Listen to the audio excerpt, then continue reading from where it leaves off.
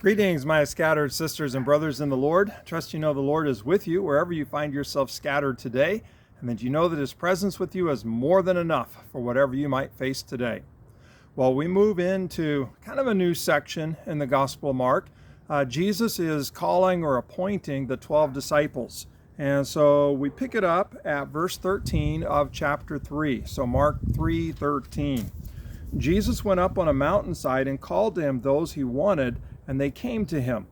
That's kind of interesting right there, because we would think, well, doesn't Jesus want everyone? But at this point, Jesus is calling people out in particular. And so he's going to call the ones that he has specially chosen, specially selected, that he desires to work more closely with. He has a mission for them. And so again, pick it up. Jesus went up on a mountainside and called to him those he wanted, and they came to him. He appointed 12 that they might be with him, and that he might send them out to preach and to have authority to drive out demons. These are the 12 he appointed: Simon, to whom he gave the name Peter; James, son of Zebedee, and his brother John. To them he gave the name Boanerges, which means sons of thunder; Andrew, Philip, Bartholomew, Matthew, Thomas, James, son of Alphaeus, Thaddeus, Simon the Zealot, and Judas Iscariot, who betrayed him. Now, there's a few things I want us to note here. First of all, he calls 12 in particular. We think that there's a connection with that and the 12 tribes of Israel, that Jesus is basically regathering, reconstituting the people of Israel around himself. And so that is through the 12 that Israel's mission, or God's mission for Israel, will be fulfilled. So we'll kind of put that on the side there. Maybe one other thing with the 12. They come from all walks of life. And so we see people who are fishermen, like Peter and James and John and Peter's brother Andrew. We see the tax collector, Matthew, although he's not called to, Mark doesn't call attention to the fact that he was a tax collector, but Matthew is part of this. And then we also see the zealot. And so a zealot was someone who was radically opposed to Rome. And so it's interesting that we have Simon the Zealot, and then also Matthew, who worked for Rome, a tax collector, and then we have people all in between. Jesus calls people from all walks of life, and from previous commitments to now the commitment is to Jesus. Okay, so we got the 12.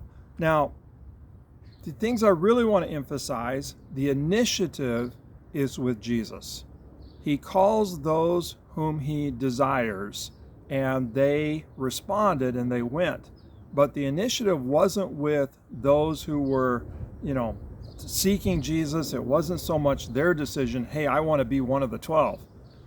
The initiative was with Jesus. And that's so important for us to pick up on, that we are always responders, that Jesus is the one who calls. The initiative is with him. And so important to keep that in mind. Otherwise, if we focus on, we chose Jesus, we're kind of getting things backwards, and we're almost kind of elevating ourselves above Jesus. No, Jesus chooses us. The initiative is with Jesus. Oftentimes we jump from Jesus choosing the disciples to Jesus sending the disciples. And it's really important to notice that he does send them out to do what he's been doing. He sends them out. He's going to send them out to preach the gospel. He's going to send them out to cast out demons, the very ministry that he's been doing, announcing the good news that God's rule is here, and demonstrating that through casting out unclean spirits. And so oftentimes that becomes our focus, that he calls and he sends. But in between that, very important, he called them and chose them to be with him. And they are with him, and then he sends them. And so his purpose is that they would be with him, that he might send them, not simply calling them that he might send them. It's in the being with that they are going to learn Jesus. It's in the being with that they are going to be transformed, so that Jesus' work, Jesus' mission can actually be accomplished in them and through them. The being with is so important. And I think that's the thing I want us to kind of leave on today, is that Jesus, the initiative is with him. He calls us. And he's going to send us. He has work for us to do. But it is so important, that middle step, the with, that we are with Jesus, that we learn Jesus, that we take on his ways, his character, that Jesus transforms us to be like him, to be his, so that he can actually accomplish his mission, his ministry through us. We're going to see in these next few chapters of Mark that there becomes more and more focus on the withness, that the disciples are with Jesus, and they're the ones who especially need to learn Jesus. So wherever you find yourself scattered today, praise God, Jesus has chosen you.